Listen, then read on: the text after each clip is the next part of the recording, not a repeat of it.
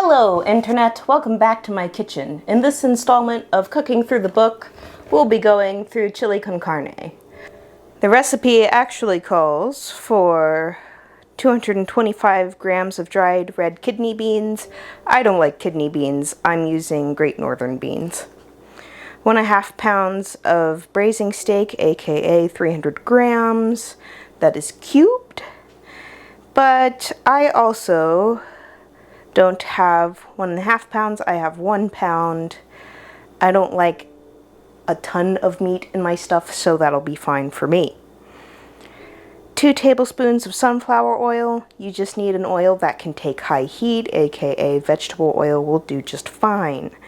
2 medium onions, peeled and finely chopped. We will do that soon.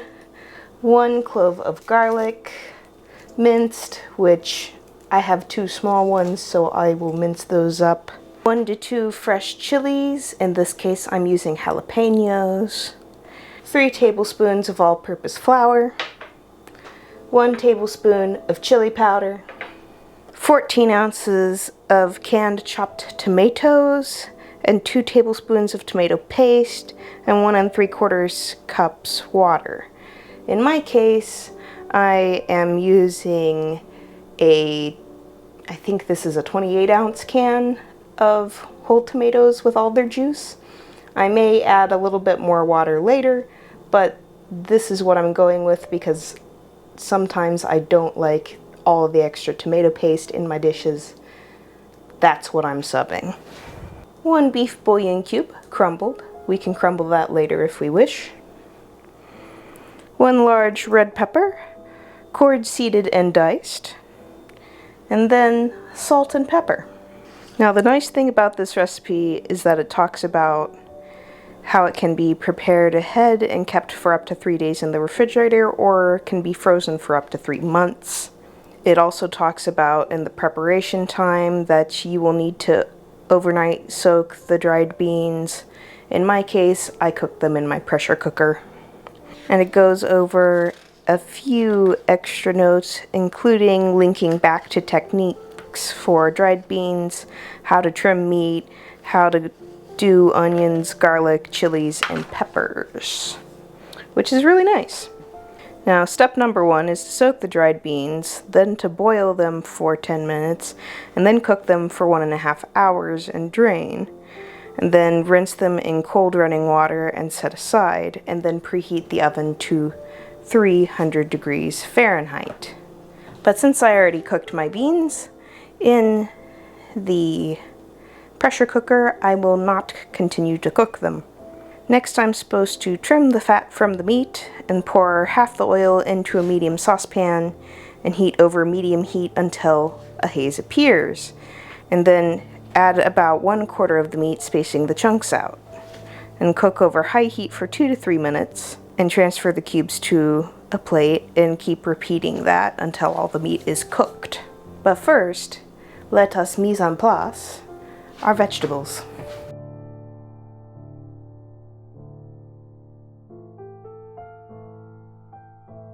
Now, when it talks about heating up your oil to a haze, it's kind of talking about like in the summer when pavement gets really hot and it gets that shimmery, almost wavy look to it.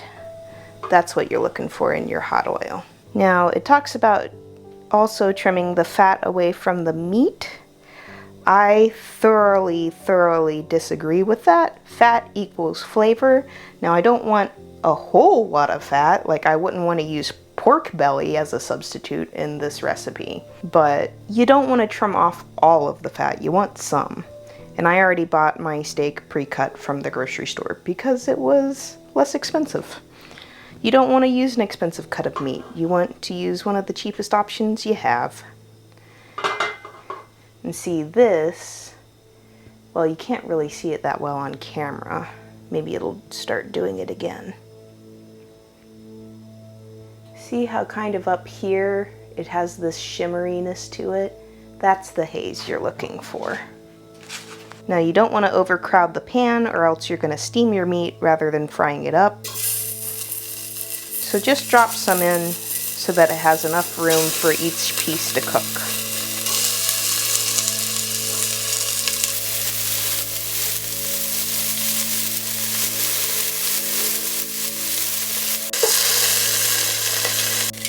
Now, because I used a fattier cut of meat, I've done something called rendering the fat, which has given me more oil to work with in the bottom of my pan, which means I can go directly in with the onion, garlic, and chilies according to this, but I heavily disagree.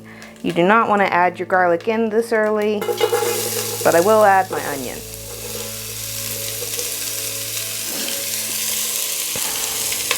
Also, I'm going to go ahead and add my red pepper as well because I like myself some mushy peppers.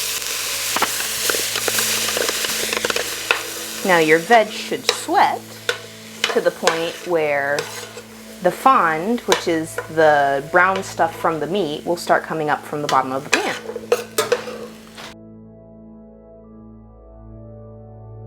Now that my onion has started to go a little bit translucent, that tells me that I can add the garlic in and saute that for about another minute.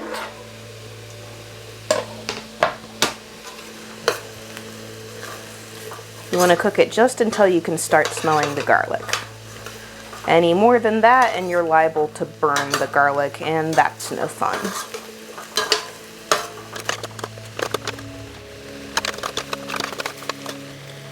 Now we add the flour and the chili powder and let that do its thing for 3 to 4 minutes.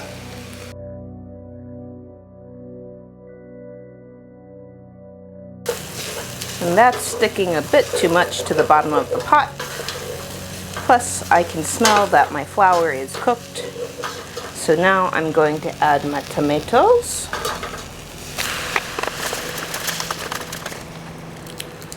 Then add your bouillon cube.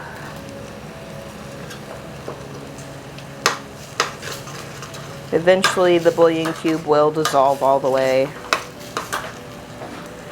Going to add my beans.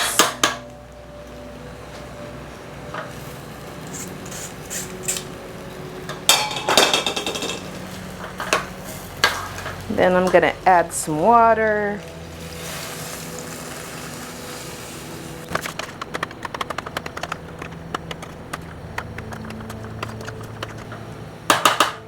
That's looking pretty good. Now it's time to add my meat back in.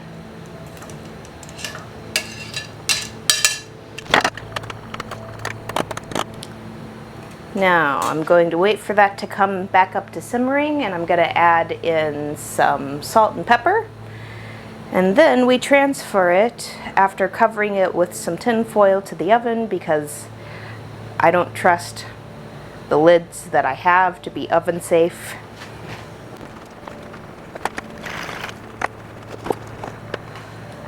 That is at a simmer. We turn it off.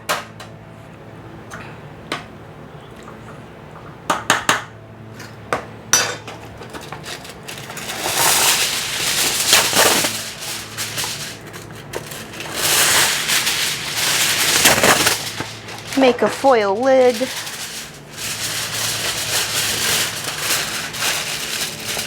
Or if you trust your lids, just go ahead and use your lid. Ow. Be very careful because this is hot.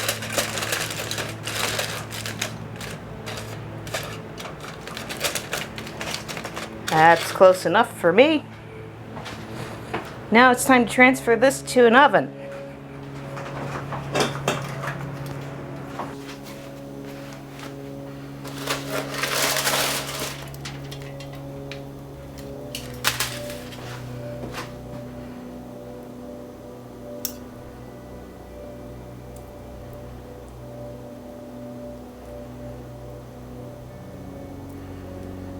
Hello, Editor Victoria here. I just realized that I did not finish filming the end to this video. So, what did I think overall of the recipe? I like the way it tastes. I would still keep the notes that I added as I put them in during the video. However, what I would change, I don't really care for putting chili in an oven to let it cook in an oven in the summer. So I would probably keep it on the stovetop and just keep it at a very low simmer for 2 to 3 hours, because the cut of meat that I got, there were a couple of pieces maybe that were really, really thin that did work in the 1.5 hour time frame, but I definitely noticed a better consistency after I put it on the stovetop and let it cook for another somewhere in between 30 minutes and an hour, and that got my meat the rest of the way tender. So I would just kind of set it on your stovetop and forget it, or alternatively, you could start the chili in a pot and then transfer it to a crock pot to finish it off, and that would be a really good meal as well. Is it my favorite chili recipe ever? No, but is it really good and fairly simple? Yeah. And were the instructions on it fairly clear? Absolutely. The only thing that I really disagreed with was when to add the garlic, but having seen how the rest of those vegetables cooked up all at the same time with each other, I think the risk of the garlic burning would have been lower, because everything was sweating so much because of the surface area of my pan. With that amount in it, it didn't have room to really fry things so much as sweat things. So it probably would have been okay, but I like to stay on the safer side. But that's all for this episode of Cooking Through the Book. If you have this cookbook and would like me to go through another recipe in it, let me know in the comments down below. Thanks for watching.